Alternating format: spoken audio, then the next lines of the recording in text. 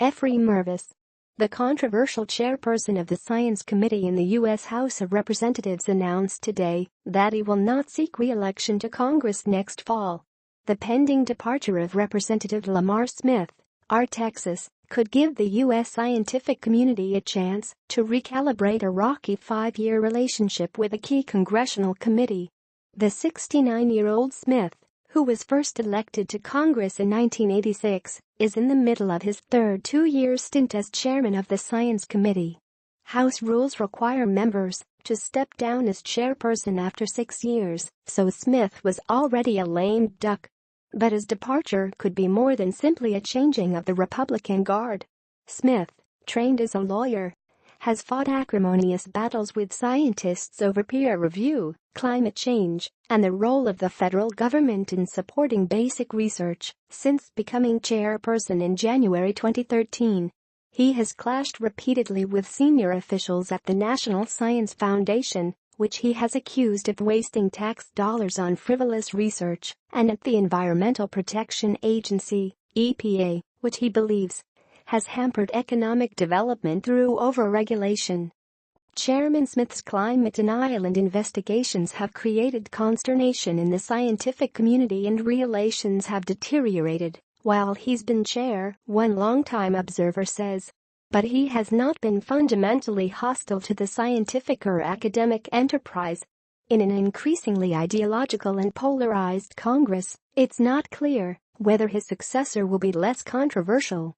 The Union of Concerned Scientists, which has been one of Smith's leading critics over the years, says his departure offers Congress and the science community a chance for a fresh start.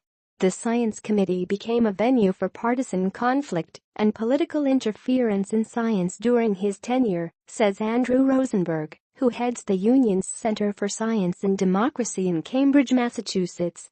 Smith's letter announcing his decision notes that he has been able to shape policy involving ethics, immigration, crime, intellectual property, space, energy, the environment, the budget, and high-tech as chairperson of the Ethics, Judiciary, and Science Committees.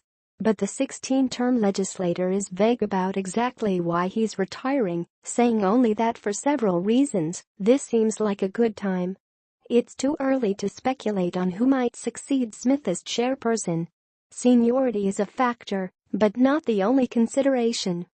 Assuming Republicans hold their majority in the House after the 2018 elections, Representative Frank Lucas, ROK, would be next in line by seniority. Lucas, a former chairperson of the House Agriculture Committee who has served in the House since 1994, has also taken a hard line against government action to reduce emissions of greenhouse gases and been highly critical of EPA.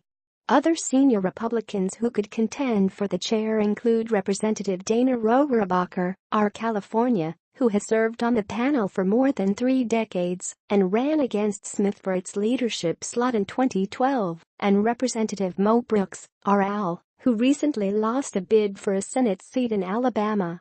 Brooks chaired the committee's basic research panel as a freshman legislator in 2011-12, but has been much less involved in committee business since then. A favorite among science lobbyists for the job is probably Representative Randy Hultgren, R. Illinois. Fourth in line by seniority, Hultgren is a strong fiscal and social conservative. But he's also been a strong advocate for the physical sciences, a stance reflecting the importance of 2 Department of Energy national laboratories, Argonne and Fermi, to his district.